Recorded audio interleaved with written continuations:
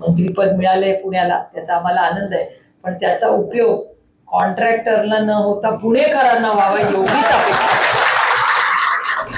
मला अतिशय दुःख होतं हे बोलताना, पण 50 खोके एकदम ओके सरकारला लागू पडत असेल, पण मायबाप जनतेला लागू होत नाही. त्यांनी सांगितलेलं आहे की 50 खोके इज नॉट ओके. त्यामुळे ते थोडेसे लोक काही कदाचित या खोक्यांमध्ये अडकले गेले असतील, पण या देशातली जनता ही स्वाभिमानी जनता आहे हे पुन्हा एकदा ह्या सगळ्या इलेक्शनच्या प्रक्रियेमध्ये दाखवून दिले.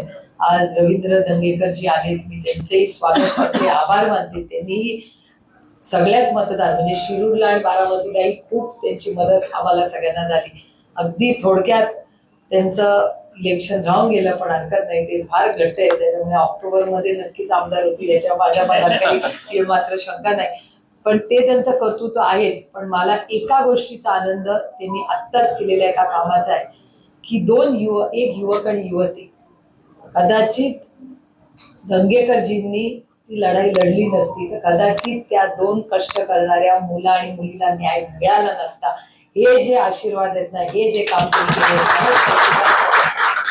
तुम्ही या देशाला दाखवून दिलं की ह्या देशामध्ये जो कष्ट करणार आहे, जो सच्चा आहे, त्याला न्याय द्यायचं काम कोणी वाचा नाही फोडला तरी मैं होऊन.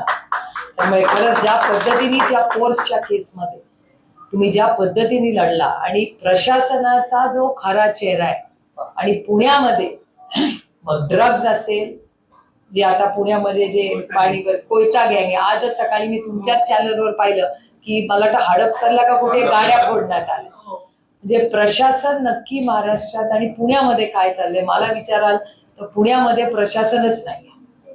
कारण ड्रग्ज, आपला ससूनची होणारी सातत्याने बदनामी, ही पोर्सची केस असेल, आता सगळे काल एक दिवस काय पाऊस पुण्यात पडलाय तर सगळीकडे, म्हणजे माझ्या लोकसभा मतदारसंघात सिंहगड रोडला 2 वेळा वंदनाताई पाणी तुंबले, गेल्या 8 दिवसाची गोष्ट सांगते.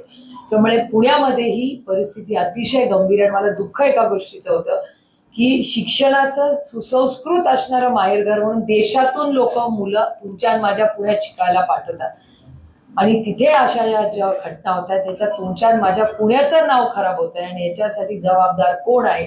अर्थातच प्रशासन आणि हे ट्रिपल इंजिनचं खोक्याचं सरकार आहे. त्यामुळे पुण्यासाठी मी प्रशांत दादा, अंकुश अण्णा, रवींद्रजी, वंदनाताई आणि तुम्हाला सगळ्यांना विनंती करीन की तुम्ही एक फोरम करा की पुण्यासाठी आपण राजकीय सगळं बाजूला ठेवून आपण सगळ्यांनी, काही लोक जे एक्सपर्ट्स आहेत त्यांची मदत घ्या, पण पुण्याची आन बान आणि शान या सरकारच्या नाकर्तेपणामुळे जी गेली आहे ती आपण नैतिक जबाबदारी घेऊन खरंच आजपासून कामाला लागूया.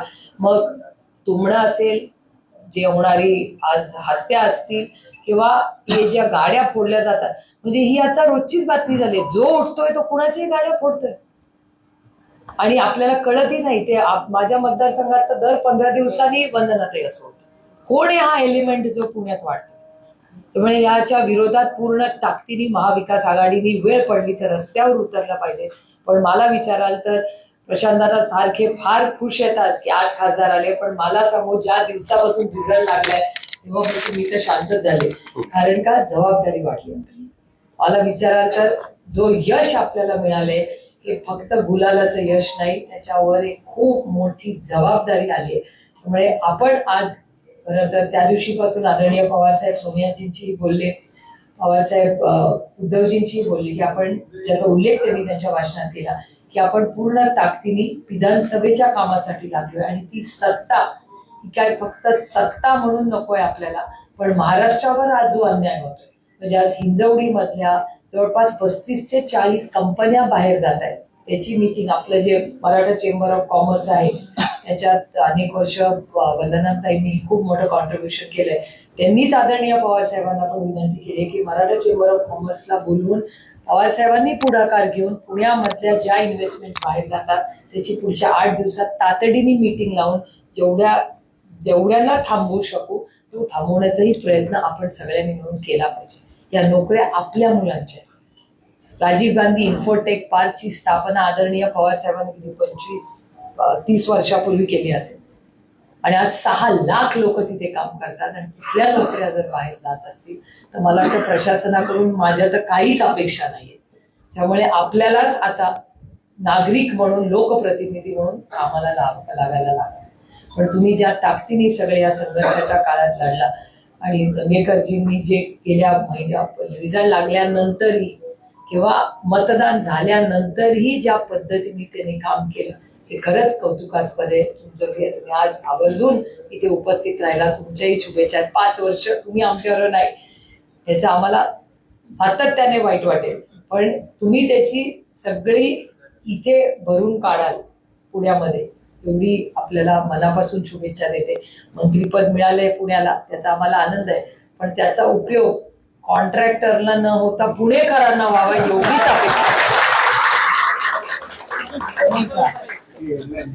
नाही, हेडलाईन नाही, वास्तव आहे दुर्दैवाने. खरं असं बोलत नाही नॉर्मली, पण माझा जरा दंगेकरजींचे मी सगळी भाषणं ऐकते आणि वाचते वर्तमानपत्रात. त्याच्यामुळे त्यांनी ज्या पुण्याच्या गोष्टी झाल्या, जे काही सत्ता व्हावी ती सर्वसामान्य मायबाप जनतेच्या साठी व्हावी एवढीच माफक आमची अपेक्षा आहे. कारण आपले केंद्र सरकारचे 3 का 4 महाराष्ट्रातले टोटल 7 मंत्री, 6 मंत्री झाले. त्या सगळ्यांना आमच्या सगळ्यांच्या वतीने मनापासून शुभेच्छा आहेत आणि त्यांनी महाराष्ट्रासाठी काहीतरी करावं पार्लमेंटमध्ये एवढीच आमची त्यांच्याकडून अपेक्षा आहे. राष्ट्रवादीचं